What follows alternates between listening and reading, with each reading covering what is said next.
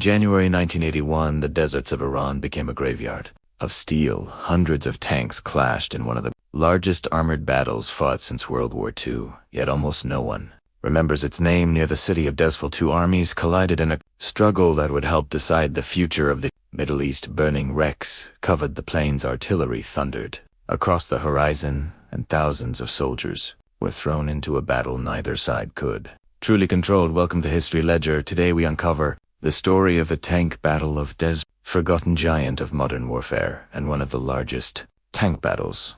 After 1945, the year was 1980. The Iranian Revolution had shaken Iran to its core.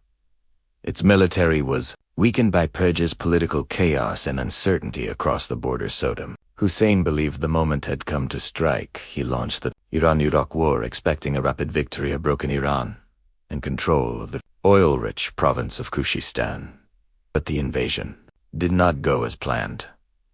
Iran still possessed powerful armored forces, including British tanks and American M60 patent tanks. Iraq advanced with Soviet-made T-55 and T-62 tanks, but instead of collapse, they met fierce resistance. As both sides poured reinforcements into the plains near Dezful, the stage was set for a colossal confrontation. What followed was not a quick victory, but a brutal test of firepower, leadership, and survival. Tonight we follow the road to war, the thunder of battle, and the lessons written in fire. This is the full story of the Tank Battle of Dezful.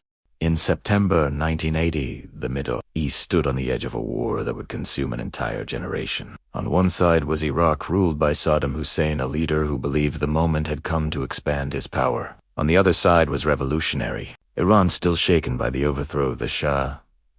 Political chaos and the purging of many experienced military officers to Saddam Iran looked weak, divided, and vulnerable. He believed one swift strike could shatter the new Islamic Republic before it fully stabilized. The roots of the crisis ran deep. Iraq and Iran had long disputed control of the Shatt al-Arab waterway, a strategic river channel linking both nations to the Persian Gulf. Border tensions, old rivalries, and fear of revolutionary ideology pushed relations toward open hostility. When diplomatic pressure failed, Saddam chose war. He expected a quick victory, limited resistance, and perhaps even the collapse of the Iranian state. On the 22nd of September 1980, Iraqi aircraft struck Iranian airfields in an attempt to cripple Iran's air force.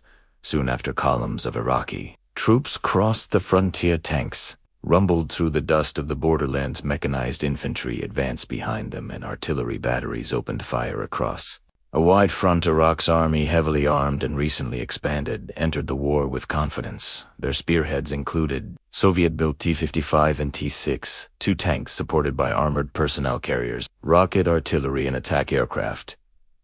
Iraqi commanders hoped speed would decide the campaign before Iran could recover. The oil-rich province of Khuzestan became their main objective. If it fell, Iraq would gain wealth, strategic depth, and a devastating political victory. But Iran did not collapse despite internal turmoil. Iran still possessed one of the region's most heavily equipped militaries. Before the revolution, it had purchased advanced Western weapons in large numbers in storage depots, and surviving armored brigades stood British tanks and American M60 patent tanks. Many units lacked leadership, spare parts, or full readiness, but they were not broken. Across the country, soldiers, reservists, and volunteers began mobilizing. Among the cities now under threat was Dezful. Positioned north of the main invasion routes, Dezful held roads, supply lines, and air facilities crucial to Iran's defense. Nearby lay Avaz, another strategic center. If Iraqi armor broke through these defenses, southern Iran could be open to deeper attack. The land around Dezful was ideal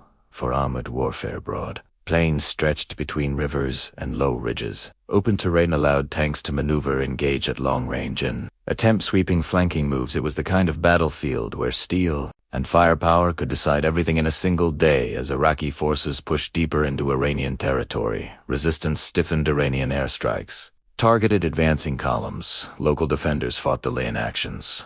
Bridges were contested, and roads became clogged with military convoys and fleeing civilians. Every hour bought time for reinforcements to arrive. By the end of 1980, the plains near Dezful had become a gathering ground for two armies, thousands of men, hundreds of tanks, and Countless guns faced one another across the winter desert. Both governments promised victory. Both armies believed the next offensive might end the war. Instead, they were marching toward one of the largest tank battles fought since the end of the Second World War.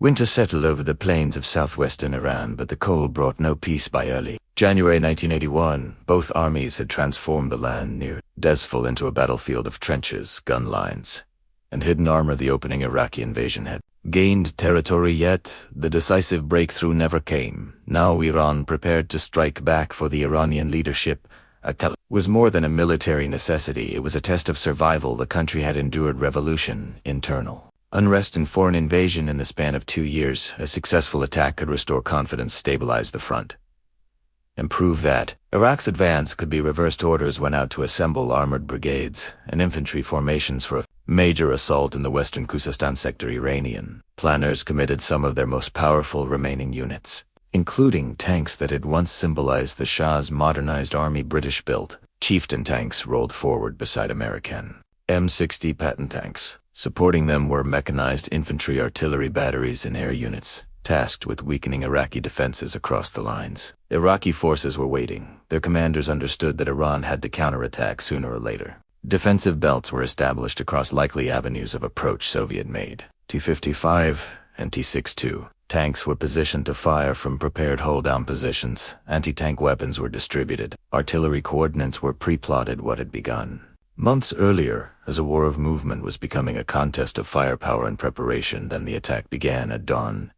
Iranian artillery opened the battle. Shells crashed across Iraqi lines, throwing dirt and steel into the air. Moments later, armored colors moved forward through dust and smoke. Engines roared across the plain. Tank commanders scanned through sights and periscopes for the first sign of enemy movement. Behind them came infantry, riding in carriers or advancing on foot. The terrain favored long-range killing. Across open ground, crews could spot muzzle flashes kilometers away. The first tank duels erupted almost immediately. Iranian gunners fired at distant silhouettes. Iraqi crews returned fire from concealed positions. Shells streaked low across the desert, striking armor, exploding in tracks, or punching into turrets with devastating force. In some sectors, Iranian units achieved local success. Their heavier tanks pushed through forward positions and threatened to disrupt Iraqi lines, but momentum came at a cost. The farther attackers advanced, the more exposed they became to artillery and crossfire. Iraqi batteries responded with concentrated barrages, turning assembly areas and approach routes into zones of destruction. Communication problems also began to appear. Revolutionary upheaval had weakened parts of Iran's command structure, and coordination between armor, infantry, and air support was often inconsistent. Some tank units surged ahead faster than supporting forces could follow. Others became isolated in the smoke and confusion. A breakthrough requires timing. On the plains near Dezful, timing was slipping away. Iraqi commanders exploited every mistake. Reserve tanks counterattacked, exposed flanks. Tank teams targeted vehicles, forced to maneuver around wrecks and craters. Artillery observers corrected fire onto stalled columns. Where Iranian formations bunched together, shells fell in deadly concentrations. Soon the battlefield became a graveyard of steel-burning tanks marked the horizon. Damaged vehicles were abandoned under fire. Crews crawled from hatches into dust and shrapnel. Survivors later described fields littered with twisted metal, spent casings. In the wreckage of machines once considered unstoppable, the fighting continued through repeated assaults and counterassaults. Neither side lacked courage, but by the end of the offensive, the result was clear. Iran had failed to achieve the decisive breakthrough it needed. Losses were severe, especially in armor. Iraq it also paid heavily, but its defensive system held yet. The battle carried a deeper message. Iraq had stopped the counterattack, but it had not crushed Iran. Iran had suffered defeat, but it had shown the will and capacity to continue the war. The struggle near Dezful was not the end of the campaign. It was the beginning of a much longer and bloodier conflict.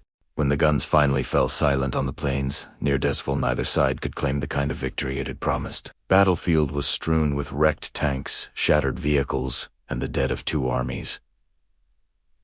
What had been expected as a decisive clash instead became a brutal lesson in the cost of modern war for Iran. The immediate result was painful. The counteroffensive had failed to break Iraqi lines, and losses in trained crews and armored vehicles were severe, many of the tanks destroyed. near Dezful were difficult to replace, sanctions disrupted supply chains, and the collapse of pre-revolution military partnerships made spare parts scarce. Every lost machine mattered, every experienced crewman lost mattered even more. But military defeat did not produce political surrender. Instead, the battle-hardened Iranian resolve. The invasion had already united many factions that had recently been divided by revolution. Now the heavy losses near Dezful reinforced a new understanding. In Said Tehran's leadership and military command, Iraq would not be defeated quickly by conventional armored assaults alone. The war required adaptation, patience, and new methods. This realization shaped the next phase of the conflict Iran began, reorganizing how it fought the regular army, still possessing professional officers and heavy equipment, increasingly operated alongside the Islamic Revolutionary Guard, corps and growing volunteer formations such as the Besiege. Instead of relying only on large tank thrusts, Iran experimented with combined operations, infiltration attacks, local offensives, and mass mobilization. The lessons were written in fire, and commanders studied them carefully for Iraq. The battle offered a different warning. Iraqi forces had held their ground and inflicted serious losses, but they had also discovered that conquering Iran would be far harder than expected. The rapid campaign envisioned in September 1980 had stalled. Iranian resistance remained fierce. Counterattacks would continue. Occupied territory would have to be defended at enormous cost. This changed Iraq's calculations as well. Rather than sweeping deep into Iran, Iraqi strategy increasingly focused on holding gains, reinforcing defensive lines, and using artillery and fortifications to absorb future assaults. What began as a war of movement was becoming a war of attrition, and attrition favors no one throughout 1981 and 1982. The front remained active with repeated offensives and counteroffensives. Iran gradually regained momentum in a series of operations. Iraqi forces were pushed back from key positions in southwestern Iran. Cities once threatened were relieved. Areas seized in the opening invasion were contested or recaptured. The war entered a new stage in which Iraq was no longer the advancing power but a state struggling to defend itself. The Tank Battle of Dezful, therefore, occupies an important place in the larger story of the Iran-Iraq War. It demonstrated that armored strength alone could not guarantee success. Superior equipment could be wasted by poor coordination. Defensive preparation could blunt even powerful attacks. Morale, logistics, training, leadership, and adaptation mattered as much as steel thickness or gun caliber. Yet Dezful remains lesser known outside specialist circles, overshadowed by the long duration of the wider war, by missile attacks on cities, by trench battles, and by later international crises. The clash near Dezful is often remembered only in fragments, but for those who study modern warfare, it stands as a major armored confrontation of the post-war era. In the end, the wrecks left outside Dezful were more than battlefield debris. They were monuments to miscalculation, courage, and the terrible momentum of history. Across those silent plains, the burned hulls of tanks announced the truth both nations would learn too late. The war had only just begun. The plains near Dezful eventually fell silent, but the echoes of that battle never truly disappeared. What happened? There was more than a clash of tanks. It was the moment two nations realized they were trapped in a war far greater than either had imagined. The wrecks left in the desert became the first monuments of a conflict that would rage for 8 devastating years. The Tank Battle of Dezful proved that modern wars are not won by confidence alone. Numbers, weapons, and bold promises can collapse in a single day of fire. What remains are the human costs, the lessons learned too late, and the history written in smoke and steel. Yet this was only the beginning. In the years that followed, the Iran-Iraq War would unleash missile strikes on cities, trench warfare, chemical attacks, massive offensives, and some of the most brutal scenes of the late 20th century.